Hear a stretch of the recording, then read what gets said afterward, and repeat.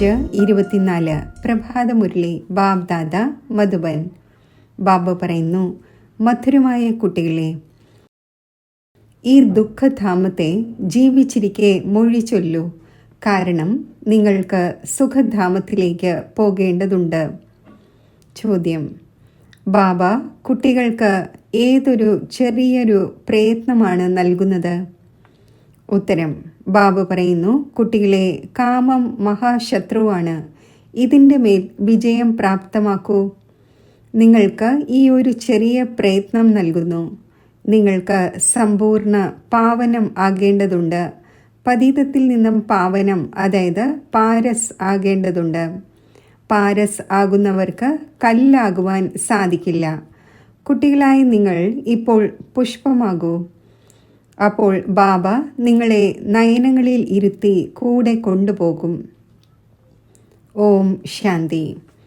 ആത്മീയ പിതാവ് ആത്മീയ കുട്ടികൾക്ക് മനസ്സിലാക്കിച്ചു തരുന്നു. ഇത് കുട്ടികൾ തീർച്ചയായും മനസ്സിലാക്കുന്നുണ്ട്. നമ്മൾ ബ്രാഹ്മണർ തന്നെയാണ് ദേവതയാകുന്നത്. ഈ ഉറച്ച നിശ്ചയമുണ്ടല്ലോ.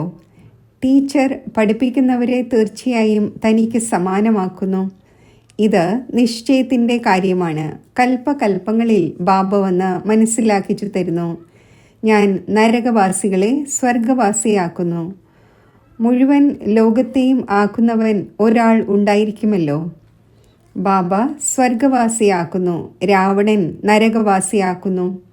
ഈ സമയത്ത് രാവണ രാജ്യമാണ്, സത്യയുഗത്തിൽ രാമരാജ്യമാണ്. രാമരാജ്യം സ്ഥാപിക്കുന്നവനുണ്ട്, അപ്പോൾ തീർച്ചയായും രാവണ രാജ്യം സ്ഥാപിക്കുന്നവനും ഉണ്ടാകും. രാം എന്ന് ഭഗവാനെയാണ് പറയുന്നത്. ഭഗവാൻ പുതിയ ലോകം സ്ഥാപിക്കുന്നു. ജ്ഞാനം വളരെ സഹജമാണ്, വലിയ കാര്യമൊന്നുമല്ല. എന്നാൽ ഈ വിധം കല്ലുബുദ്ധിയാണ്. പവിഴബുദ്ധി ആകുന്നതേ അസംഭവ്യമാണ് എന്ന് കരുതുന്നു. നരകവാസിയിൽ നിന്നും സ്വർഗവാസിയാകുന്നതിൽ വളരെ പ്രയത്നം തോന്നുന്നു. കാരണം മായയുടെ പ്രഭാവമുണ്ട്. എത്ര വലിയ വലിയ കെട്ടിടങ്ങൾ 50 നിലയുടെയും 100 നിലയുടേതും ഉണ്ടാക്കുന്നു. സ്വർഗത്തിൽ ഇത്രയും നിലകൾ ഉണ്ടായിരിക്കുന്നില്ല. ഈ കാലത്ത് ഇവിടെ തന്നെയാണ് ഉണ്ടാക്കിക്കൊണ്ടിരിക്കുന്നത്. നിങ്ങൾ മനസ്സിലാക്കുന്നുണ്ട്, സത്യയുഗത്തിൽ ഇങ്ങനെയുള്ള കെട്ടിടങ്ങൾ ഉണ്ടായിരിക്കില്ല, ഇവിടെ ഉണ്ടാക്കുന്നത് പോലെ. ബാബ സ്വയം മനസ്സിലാക്കിച്ചു തരുന്നു. ഇത്രയും ചെറിയൊരു വൃക്ഷമാണ് മുഴുവൻ വിശ്വത്തിലും ഉണ്ടായിരിക്കുന്നത് എന്നിരിക്കെ അവിടെ നിലകളും മറ്റും ഉണ്ടാക്കേണ്ട ആവശ്യമേ ഇല്ല. ധാരാളം ഭൂമി കിടക്കുകയാണ്. ഇവിടെയാണെങ്കിൽ ഭൂമിയേ ഇല്ല. അതിനാൽ ഭൂമിയുടെ വില എത്ര വർദ്ധിച്ചു. അവിടെയാണെങ്കിൽ ഭൂമിക്ക് വിലയേ ഉണ്ടായിരിക്കില്ല. മുനിസിപ്പൽ ടാക്സോ മറ്റോ ഈടാക്കപ്പെടുന്നുമില്ല. ആർക്ക് എത്ര ഭൂമി വേണമോ അത് എടുക്കാൻ സാധിക്കും. അവിടെ നിങ്ങൾക്ക് എല്ലാ സുഖവും ലഭിക്കുന്നു, കേവലം ഒരു ബാബയുടെ ഈ നോളജിലൂടെ. മനുഷ്യർ 100 നിലയും മറ്റും ഉണ്ടാക്കുന്നു. അതിലും പൈസയും മറ്റും വേണ്ടി വരുന്നല്ലോ. അവിടെ പൈസയോ മറ്റോ വേണ്ടി വരുന്നതേയില്ല. അളവറ്റ ധനം ഉണ്ടായിരിക്കും. പൈസയ്ക്ക് വില കൽപ്പിക്കുന്നില്ല. ധാരാളം പൈസ ഉണ്ടായിരിക്കുകയാണെങ്കിൽ എന്തു ചെയ്യും? സ്വർണത്തിൻ്റെയും വജ്രത്തിൻ്റെയും മുത്തുകളുടെയും കൊട്ടാരവും മറ്റും ഉണ്ടാക്കുന്നു. ഇപ്പോൾ കുട്ടികളായി നിങ്ങൾക്ക് എത്ര അറിവ് ലഭിച്ചു? അറിവിൻ്റെയും അറിവില്ലായ്മയുടെയും തന്നെ കാര്യമാണ്. സദോ ബുദ്ധിയും തമോ ബുദ്ധിയും. സദോ പ്രധാനം സ്വർഗത്തിൻ്റെ അധികാരി, തമോ ഗുണി ബുദ്ധി നരകത്തിൻ്റെ അധികാരി. ഇത് സ്വർഗമല്ല, ഇത് രൗരവ നരകമാണ്. വളരെ ദുഃഖിതരാണ്. അതിനാൽ ഭഗവാനെ വിളിക്കുന്നു, പിന്നെ മറന്നു പോകുന്നു. എത്ര തലയിട്ടടിക്കുന്നു. കോൺഫറൻസും മറ്റും നടത്തിക്കൊണ്ടിരിക്കുന്നു ഏകത ഉണ്ടാകുന്നതിനായി. എന്നാൽ കുട്ടികളായി നിങ്ങൾ മനസ്സിലാക്കുന്നുണ്ട്, ഇവർ പരസ്പരം ചേരുക സാധ്യമല്ല. ഈ മുഴുവൻ വൃക്ഷവും ജീർണിച്ചതാണ്, പിന്നെ പുതിയതുണ്ടാകുന്നു. നിങ്ങൾക്കറിയാം കലിയുഗത്തിൽ നിന്നും സത്യയുഗം എങ്ങനെയാണ് ഉണ്ടാകുന്നത്. ഈ നോളജ് നിങ്ങളെ ബാബ ഇപ്പോൾ തന്നെയാണ് മനസ്സിലാക്കിക്കുന്നത്. സത്യയുഗവാസി തന്നെയാണ് പിന്നെ കലിയുഗവാസിയാകുന്നത്. പിന്നെ നിങ്ങൾ സംഗമവാസിയായ ശേഷം സത്യയുഗവാസിയാകുന്നു. ഇത്രയും പേരെല്ലാം സത്യയുഗത്തിൽ പോകുമോ എന്ന് ചോദിക്കും. ഇല്ല, ആരാണോ സത്യമായ സത്യനാരായണന്റെ കഥ കേൾക്കുന്നത് അവർ തന്നെയാണ് സ്വർഗത്തിൽ പോകുന്നത്. ബാക്കി എല്ലാവരും ശാന്തിധാമത്തിലേക്ക് പോകും. ദുഃഖധാമം ഉണ്ടായിരിക്കുകയില്ല. അപ്പോൾ ഈ ദുഃഖധാമത്തിന് ജീവിച്ചിരിക്കെ മൊഴി ചൊല്ലണം. ബാബ യുക്തി പറഞ്ഞു തരുന്നു. എങ്ങനെയാണ് നിങ്ങൾക്ക് മൊഴി ചൊല്ലാൻ സാധിക്കുന്നത്? ഈ മുഴുവൻ സൃഷ്ടിയുടെ മേലും ദേവീദേവന്മാരുടെ രാജ്യമുണ്ടായിരുന്നു. ഇപ്പോൾ വീണ്ടും ബാബ വരുന്നു സ്ഥാപിക്കുന്നതിനായി. നമ്മൾ ആ ബാബയിൽ നിന്നും വിശ്വത്തിൻ്റെ രാജ്യം എടുത്തുകൊണ്ടിരിക്കുന്നു. ഡ്രാമ പ്ലാൻ അനുസരിച്ച് ചേഞ്ച് തീർച്ചയായും ഉണ്ടാകേണ്ടതുണ്ട്. ഇത് പഴയ ലോകമാണ്. ഇതിനെ സത്യയുഗം എന്നെങ്ങനെ പറയും? എന്നാൽ മനുഷ്യർ തീർത്തും അറിയുന്നതേയില്ല സത്യയുഗം എന്താണെന്ന്. ബാബ മനസ്സിലാക്കിച്ചു തന്നു. ആര് വളരെയധികം ഭക്തി ചെയ്തുവോ അവർ തന്നെയാണ് ഈ നോളജിന് യോഗ്യം. അവർക്ക് തന്നെയാണ് മനസ്സിലാക്കിച്ചു കൊടുക്കേണ്ടത്. പിന്നെ ആര് ഈ കുലത്തിലേതല്ലയോ അവർ മനസ്സിലാക്കുകയില്ല. അപ്പോൾ പിന്നെ വെറുതെ ടൈം എന്തിന് വേസ്റ്റ് ചെയ്യണം? നമ്മുടെ കുലത്തിലേത് അല്ലെങ്കിൽ ഒന്നും അംഗീകരിക്കുകയില്ല. ഇങ്ങനെ പറയുന്നു, ആത്മാവ് എന്താണ്, പരമാത്മാവ് എന്താണ് എന്നത് ഞാൻ മനസ്സിലാക്കുവാനേ ആഗ്രഹിക്കുന്നില്ല. അപ്പോൾ ഇങ്ങനെയുള്ളവർക്ക് വേണ്ടി എന്തിനു പ്രയത്നിക്കണം? ബാബ മനസ്സിലാക്കിച്ചു തന്നു. മുകളിൽ എഴുതിയിട്ടുണ്ട്, ഭഗവാൻ യുവാച്ച, ഞാൻ വരുന്നത് തന്നെ കൽപ്പകൽപ്പങ്ങളിൽ പുരുഷോത്തമ സംഗമയുഗത്തിൽ സാധാരണ മനുഷ്യ ശരീരത്തിലാണ്. അദ്ദേഹം തൻ്റെ ജന്മങ്ങളെ അറിയുന്നില്ല. ഞാൻ പറഞ്ഞു കൊടുക്കുന്നു. മുഴുവൻ 5000 വർഷത്തിൻ്റെ പാർട്ട് ആർക്കാണുള്ളത്? ഞാൻ പറഞ്ഞു തരുന്നു. ആര് ആദ്യ നമ്പറിൽ വന്നുവോ അവർക്ക് തന്നെയായിരിക്കുമല്ലോ പാർട്ടുള്ളത്.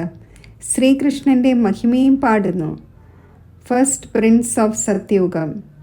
ആ ആൾ തന്നെ പിന്നെ 84 ജന്മങ്ങൾക്ക് ശേഷം എന്താകും? First beggar, beggar to prince, പിന്നെ പ്രിൻസ് ടു ബെഗർ. നിങ്ങൾ മനസ്സിലാക്കുന്നുണ്ട് പ്രിൻസ് ടു ബെഗർ എങ്ങനെയാണ് ആകുന്നത്? പിന്നെ ബാബ വന്ന് കൗടിയിൽ നിന്നും വജ്രതുല്യമാക്കുന്നു. ആരാണോ വജ്രതുല്യം ആയവർ അവർ തന്നെ പിന്നെ കവടി തുല്യം ആകുന്നു. പുനർജന്മം എടുക്കുന്നുവല്ലോ. ഏറ്റവും കൂടുതൽ ജന്മം ആരാണ് എടുക്കുന്നത്? ഇത് നിങ്ങൾ മനസ്സിലാക്കുന്നുണ്ട്. ആദ്യം ശ്രീകൃഷ്ണനെ തന്നെയാണ് മാനിക്കുക. ആ ഒന്നിൻ്റെ രാജധാനിയുണ്ട്. വളരെയധികം ജന്മങ്ങളും ആ ഒന്നിൻ്റേതായിരിക്കും. ഇത് വളരെ സഹജമായ കാര്യമാണ്. എന്നാൽ മനുഷ്യർ ഈ കാര്യങ്ങളിൽ ശ്രദ്ധ നൽകുന്നില്ല. ബാബ മനസ്സിലാക്കിച്ചു തരുന്നു. അപ്പോൾ അത്ഭുതപ്പെടുന്നു. ബാബ ആക്യുറേറ്റായി പറഞ്ഞു തരുന്നു. ഫസ്റ്റ് സോ ലാസ്റ്റ്, ഫസ്റ്റ് വജ്രതുല്യം, ലാസ്റ്റ് കൗടി തുല്യം. പിന്നെ വജ്രതുല്യമാകണം, പാവനമാകണം. ഇതിൽ എന്ത് പ്രയാസമാണുള്ളത്? പാരലൗകിക പിതാവ് ഓർഡിനൻസ് പുറപ്പെടുവിക്കുന്നു. കാമം മഹാശത്രുവാണ്. നിങ്ങൾ പതീതം ഏതിലൂടെയാണായത്? വികാരത്തിൽ പോകുന്നതിലൂടെ. അതിനാൽ പതീത പാവന വരൂ എന്ന് വിളിക്കുകയും ചെയ്യുന്നു. കാരണം ബാബ എവർ പാരസ് ബുദ്ധിയാണ്. ആ ഒന്ന് ഒരിക്കലും പത്തർ ബുദ്ധി ആകുന്നില്ല. ആ ഒന്നും ആദ്യ നമ്പറിൽ ജനിക്കുന്നവരുമായാണ് കണക്ഷൻ ഉണ്ടായത്. ദേവതമാർ വളരെയധികമുണ്ട്. എന്നാൽ മനുഷ്യർ ഒന്നും മനസ്സിലാക്കുന്നില്ല. ക്രിസ്ത്യൻസ് പറയുന്നു ക്രൈസ്റ്റിന് 3000 വർഷം മുമ്പ് പാരഡൈസ് ഉണ്ടായിരുന്നു. അവർ ഏതായാലും അവസാനമാണല്ലോ വന്നത്. അപ്പോൾ അവർക്ക് ശക്തിയുണ്ട്. അവരിൽ നിന്ന് തന്നെയാണ് എല്ലാവരും പഠിച്ചുകൊണ്ടിരിക്കുന്നത്. കാരണം അവരുടേത് ഫ്രഷ് ബുദ്ധിയാണ്. അഭിവൃദ്ധിയും അവരുടേതാണ്. സതോ രജോ തമോയിൽ വരുന്നുവല്ലോ. നിങ്ങൾക്കറിയാം സർവ്വതും വിദേശത്ത് നിന്ന് തന്നെയാണ് പഠിക്കുന്നത്. ഇതും നിങ്ങൾ അറിയുന്നുണ്ട്. സത്യയുഗത്തിൽ കൊട്ടാരവും മറ്റും നിർമ്മിക്കപ്പെടുന്നതിൽ ടൈമൊന്നും എടുക്കുന്നില്ല. ഒരാളുടെ ബുദ്ധിയിൽ വന്നു പിന്നെ അഭിവൃദ്ധി ഉണ്ടായിക്കൊണ്ടിരിക്കുന്നു. ഒന്ന് ഉണ്ടാക്കിയ ശേഷം അനേകം ഉണ്ടാക്കിക്കൊണ്ടിരിക്കുന്നു. ബുദ്ധിയിൽ വരുന്നുവല്ലോ. നിങ്ങളുടെ അടുക്കൽ സയൻസിൻ്റെ മേഖലയിലുള്ളവരുടെ ബുദ്ധി ഉയർന്നതായിരിക്കും. പെട്ടെന്ന് കെട്ടിടങ്ങൾ നിർമ്മിച്ചുകൊണ്ടിരിക്കും. ഇവിടെ കെട്ടിടമോ ക്ഷേത്രമോ ഉണ്ടാക്കുന്നതിന് 12 മാസം എടുക്കുന്നു. അവിടെയാണെങ്കിൽ എഞ്ചിനീയറും മറ്റുമെല്ലാം സമർത്ഥരായിരിക്കും. അത് ഗോൾഡൻ ഏജ് ആണ്. കല്ലോ മറ്റോ ഉണ്ടായിരിക്കുകയില്ല. ഇപ്പോൾ നിങ്ങൾ ഇരിക്കുകയാണ്, ചിന്തിക്കുന്നുണ്ടാകും, നമ്മൾ ഈ പഴയ ശരീരം ഉപേക്ഷിക്കും, പിന്നെ വീട്ടിലേക്ക് പോകും. അവിടെ നിന്ന് പിന്നെ സത്യയുഗത്തിൽ യോഗബലത്തിലൂടെ ജന്മമെടുക്കും. കുട്ടികൾക്ക് സന്തോഷം എന്തുകൊണ്ടുണ്ടാകുന്നില്ല? ചിന്തനം എന്തുകൊണ്ട് നടക്കുന്നില്ല? ആര് മോസ്റ്റ് സർവീസബിളായ കുട്ടികളായിരിക്കുമോ അവർക്ക് ചിന്തനം തീർച്ചയായും നടക്കുന്നുണ്ടാകും. ഏതുപോലെ ബാരിസ്റ്ററി പാസ്സാകുമ്പോൾ നമ്മൾ ഇത് ചെയ്യും എന്നത് ബുദ്ധിയിൽ നടക്കുന്നല്ലോ. നിങ്ങളും മനസ്സിലാക്കുന്നുണ്ട്, നമ്മൾ ഈ ശരീരം ഉപേക്ഷിച്ച് പോയി ഇതാകും. ഓർമ്മയിലൂടെ തന്നെയാണ് നിങ്ങളുടെ ആയുസ് വർദ്ധിക്കുന്നത്. ഇപ്പോഴാണെങ്കിൽ പരിധിയില്ലാത്ത ബാബയുടെ കുട്ടികളാണ്. ഈ ഗ്രേഡ് വളരെ ഉയർന്നതാണ്. നിങ്ങൾ ഈശ്വരീയ പരിവാരത്തിലേതാണ്. അവർക്ക് മറ്റൊരു സംബന്ധവുമില്ല.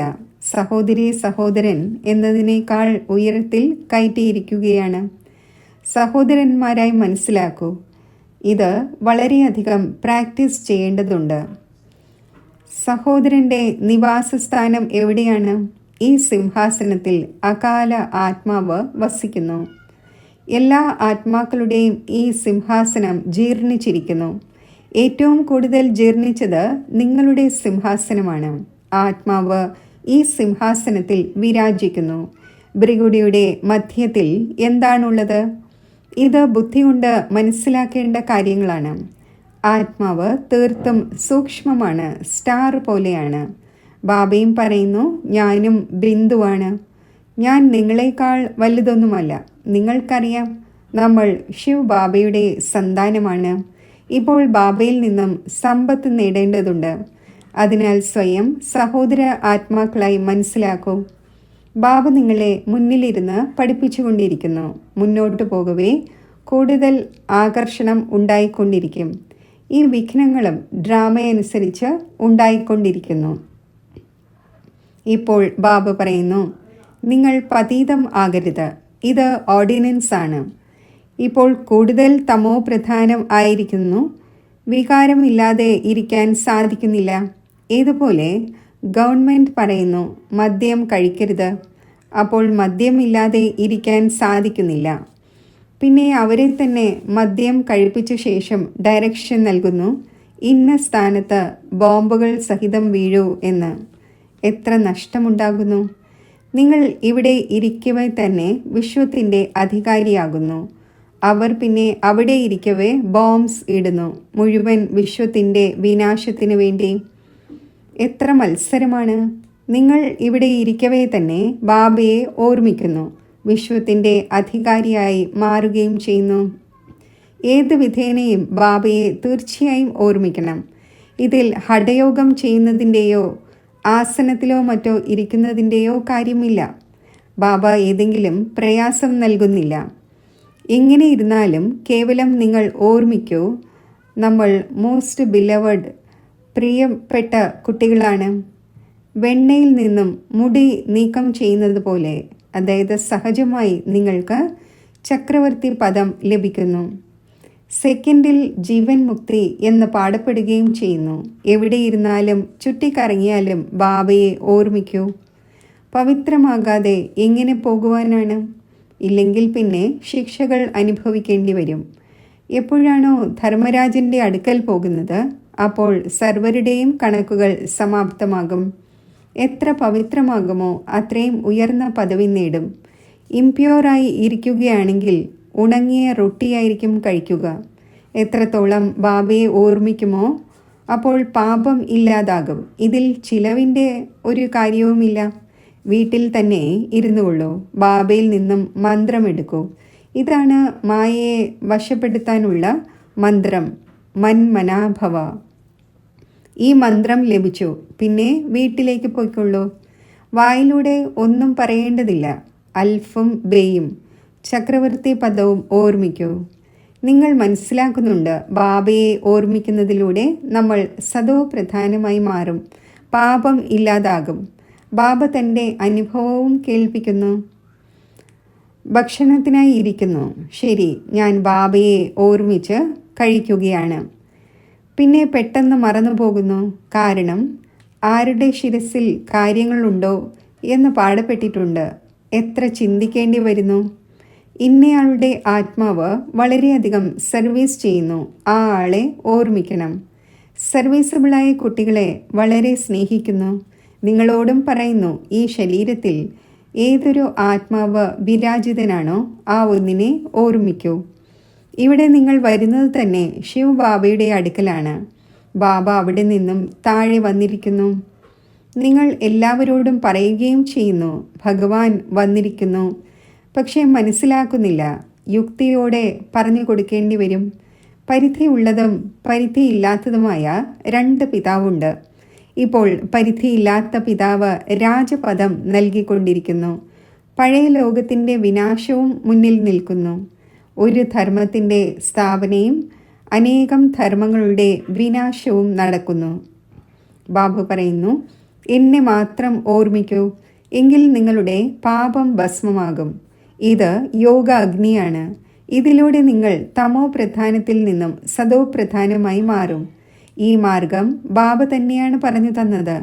കുട്ടികളായി നിങ്ങൾ അറിയുന്നുണ്ട്, ബാബ സർവരെയും പുഷ്പങ്ങളാക്കി നയനങ്ങളിലിരുത്തി കൊണ്ടുപോകുന്നു. ഏത് നയനം? ജ്ഞാനത്തിൻ്റെ. ആത്മാക്കളെ കൊണ്ടുപോകുന്നു. തീർച്ചയായും പോകണം എന്നത് മനസ്സിലാക്കുന്നുണ്ട്. അതിനു മുമ്പേ എന്തുകൊണ്ട് ബാബയിൽ നിന്നും സമ്പത്ത് എടുത്തുകൂടാ? സമ്പാദ്യവും വളരെ വലുതാണ്.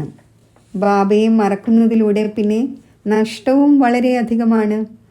ഉറച്ച വ്യാപാരിയാകൂ. ബാബയെ ഓർമ്മിക്കുന്നതിലൂടെ തന്നെയാണ് ആത്മാവ് പവിത്രമാകുന്നത്.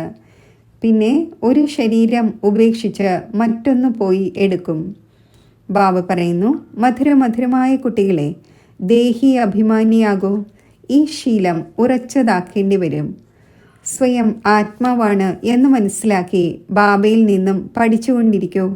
അപ്പോൾ തോണി അക്കരെ എത്തും, ശിവാലയത്തിലേക്ക് പോകും. ചന്ദ്രകാന്ത വേദാന്തത്തിലും ഈ കഥയുണ്ട്. ബോട്ട് അഥവാ തോണി എങ്ങനെ ചലിക്കുന്നുവെന്നും ഇടയിൽ വച്ച് ഇറങ്ങുകയും ഏതെങ്കിലും വസ്തുവിൽ മനസ്സ് യോജിക്കുകയും ചെയ്യുന്നു. സ്റ്റീമർ പോകുന്നു. ഈ ഭക്തി മാർഗത്തിലെ ശാസ്ത്രങ്ങൾ വീണ്ടും ഉണ്ടാക്കപ്പെടും. നിങ്ങൾ പഠിക്കും.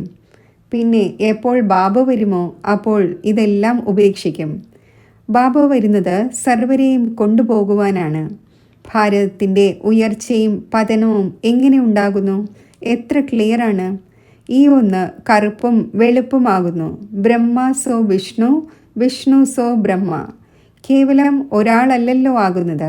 ഇത് മുഴുവൻ മനസ്സിലാക്കിച്ചു കൊടുക്കേണ്ടതുണ്ട്. വെളുപ്പും കറുപ്പും എന്ന് ശ്രീകൃഷ്ണനെക്കുറിച്ചും വിശദീകരണമുണ്ട്. സ്വർഗത്തിൽ പോകുമ്പോൾ നരകത്തെ പുറം കാൽ കൊണ്ട് തൊഴിക്കുന്നു. ഇത് ചിത്രത്തിൽ ക്ലിയറാണല്ലോ. നിങ്ങളുടെ രാജപദത്തിൻ്റെ ചിത്രവും ഉണ്ടാക്കിയിരുന്നു. ശരി, മധുരമായ വളരെ കാലം വേർപിരിഞ്ഞ ശേഷം തിരിച്ചു കിട്ടിയ കുട്ടികൾക്ക് മാതാവും പിതാവുമായ ബാബ് ദാദയുടെ സ്നേഹസ്മരണകൾ. Good morning. ആത്മീയ പിതാവിൻ്റെ ആത്മീയ കുട്ടികൾക്ക് നമസ്തേ. ധാരണയ്ക്കുള്ള മുഖ്യസാരം. ബാബയുടെ ഓർഡിനൻസ് പാലിക്കുന്നതിനായി നമ്മൾ ആത്മാക്കൾ സഹോദരന്മാരാണ്. ബ്രിഗുഡിയുടെ മധ്യത്തിലാണ് നമ്മുടെ നിവാസം. നമ്മൾ പരിധിയില്ലാത്ത ബാബയുടെ കുട്ടികളാണ്. ഇത് നമ്മുടെ ഈശ്വരീയ പരിവാരമാണ്. ഈ സ്മൃതിയിൽ ഇരിക്കണം. ദേഹി അഭിമാനി ആകുന്നതിൻ്റെ ശീലമുണ്ടാക്കണം. ധർമ്മരാജൻ്റെ ശിക്ഷകളിൽ നിന്നും ഒഴിവാകുന്നതിനായി തൻ്റെ എല്ലാ കണക്കുകളും സമാപ്തമാക്കണം.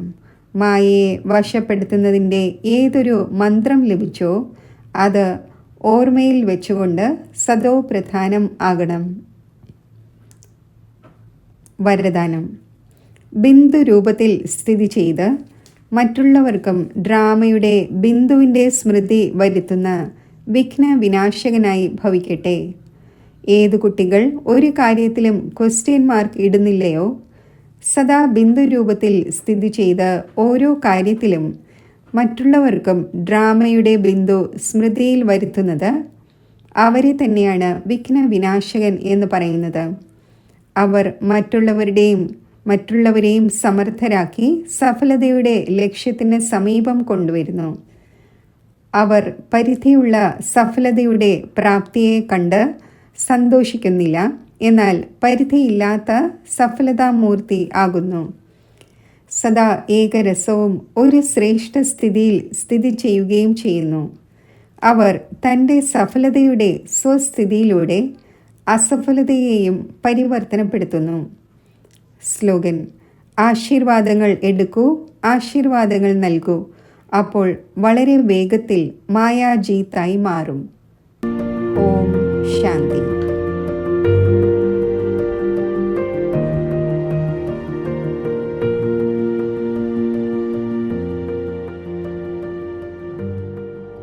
യോഗത്തിൻ്റെ അഭ്യാസം.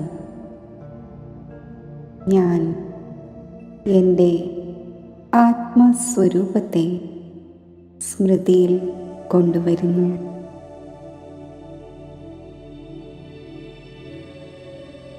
മസ്തകമധ്യത്തിൽ പ്രകാശിക്കുന്ന ആത്മനക്ഷത്രത്തിൽ എൻ്റെ മനസ്സിനെ സ്ഥിരമാക്കുന്നു.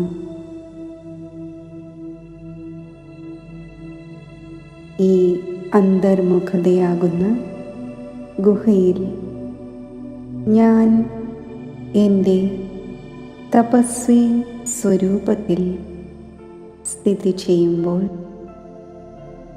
സ്വച്ഛവും ശക്തിശാലിയുമായ എൻ്റെ ആത്മസ്വരൂപത്തിൻ്റെ അനുഭവത്തിൽ ഞാൻ സ്ഥിതി ചെയ്യുന്നു.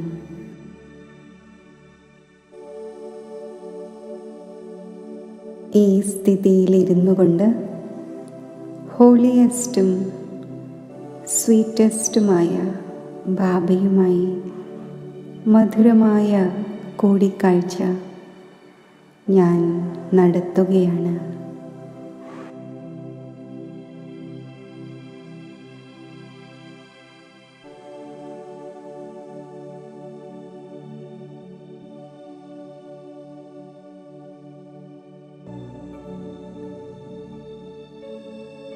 ബാബയുടെ കൂട്ടുകെട്ടിൻ്റെ ആത്മീയ അലൗകിക നിറം എന്നിൽ പതിയുമ്പോൾ ഞാനും ഹോളി ഹംസമായി മാറുന്നു.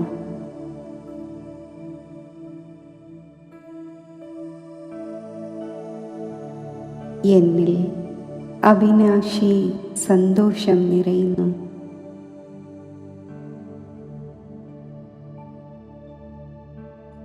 ഞാൻ എൻ്റെ ഹോളിയസ്റ്റ് സ്ഥിതിയിൽ സ്ഥിതി ചെയ്യുന്നു.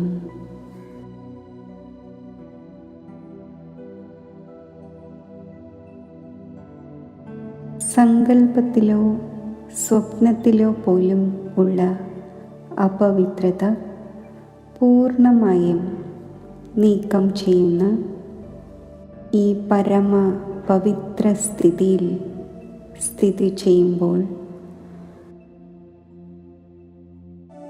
പരമോന്നതമായ ആത്മീയ സുഖത്തിൻ്റെയും ശാന്തിയുടെയും അനുഭവം എനിക്കുണ്ടാകുന്നു.